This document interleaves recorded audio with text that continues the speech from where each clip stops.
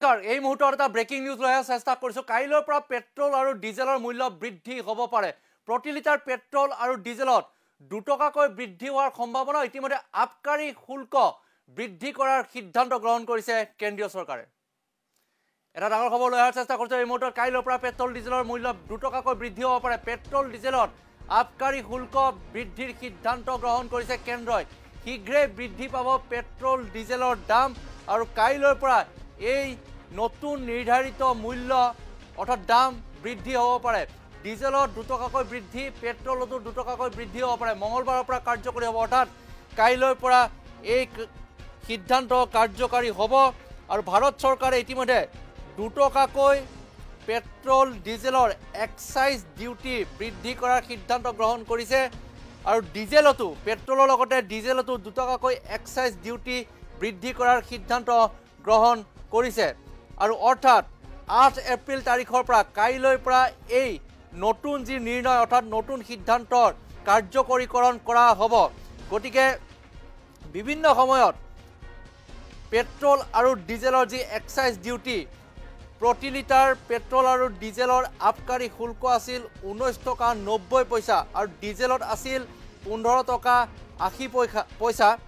গতিকে 2014 পৰা excise duty 9 টকা 48 পইচা প্ৰতি লিটাৰ পেট্ৰলত আছিলে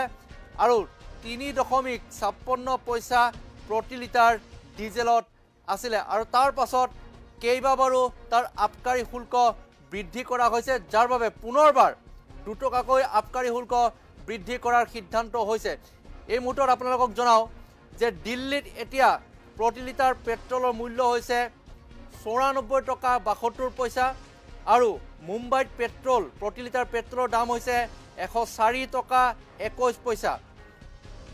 কলকাতাৰ ইয়াৰ মূল্য হৈছে 103 টকা 94 পইচা আৰু চেন্নাইত পেট্ৰলৰ মূল্য হৈছে 100 টকা 75 পইচা আৰু এই সকলো মিলি আবকাৰী শুল্ক 19 টকাৰ পৰা বৃদ্ধি কৰাৰ সিদ্ধান্ত গ্ৰহণ কৰিছে অৰ্থাৎ হয়তো যদি ভাৰতত পেট্ৰলৰ বিভিন্ন ৰাজ্যত প্ৰতিখন ৰাজ্যৰ বিপৰীতে পেট্ৰল ডিজেলৰ মূল্য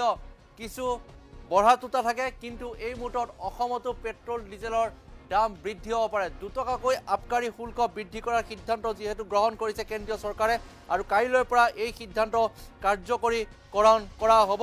গতিকে এই সিদ্ধান্তক লৈ এতিয়া সকলোৱে আশংকা কৰিছে যে সমগ্ৰ দেশত পেট্ৰল আৰু ডিজেলৰ মূল্য 2 টকাকৈ বৃদ্ধি হ'ব নেকি কিন্তু কাইলৈৰ পৰা যদি আবকাৰী শুল্কৰ কাৰ্যকৰীকৰণ কৰা হয় নতুনকৈ সেই আবকাৰী শুল্কৰ ধাৰ্য কৰা 2 টকা যদি বৃদ্ধি কৰা হয় তেন্তে এক্সাইজ ডিউটি বৃদ্ধিৰ লগে লগে গ্ৰাহকৰ ক্ষেত্ৰত পোনপটীয়াভাৱে প্ৰভাৱ পৰিব যাৰ ফলত পেট্ৰল আৰু ডিজেলৰ মূল্য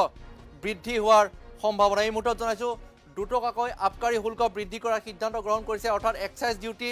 আৰু এক্সাইজ ডিউটি বৃদ্ধি কৰাৰ লগে লগে পেট্ৰল ডিজেলৰ প্ৰতিখন প্ৰদেশৰ বিপৰীতে পেট্ৰল ডিজেলৰ মূল্য বৃদ্ধি হ'ব পাৰে দ্বিতীয়তে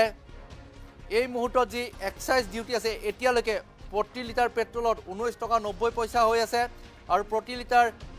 ডিজেলত এক্সাইজ ডিউটি প্ৰায় 15 টকা 80 পইচা হৈ আছে আৰু যদি 2 টকা বৃদ্ধি হয় তেন্তে পেট্ৰলত আবকাৰী শুল্ক যদি 2 টকা বৃদ্ধি হয় তেন্তে আবকাৰী শুল্ক হ'ব 21 টকা 90 পইচা তাৰ লগে লগে জিএছটিৰ পৰা আৰম্ভ কৰি সকলো দিশৰ পৰা যদি বৃদ্ধি হয় তেন্তে 2 টকা বৃদ্ধিৰ আবকাৰী শুল্ক বৃদ্ধিৰ লগতে পেট্ৰল ডিজেলৰ মূল্য হয়তো অসমতো বৃদ্ধি পাব পাৰে ইতিমধ্যে মুম্বাইত 104 টকা পৰ্যন্ত হৈছে চেন্নাইত 100 টকা হৈছে কলকাতাত 102 টকা হৈছে গতিকে দিল্লীত 94 হৈ আছে দিল্লীতো বৃদ্ধি হ'ব পাৰে দেশৰ মুখ্য চহৰসমূহত পেট্ৰল ডিজেলৰ মূল্য কাইলৈৰ পৰা বৃদ্ধি হোৱাৰ সম্ভাৱনা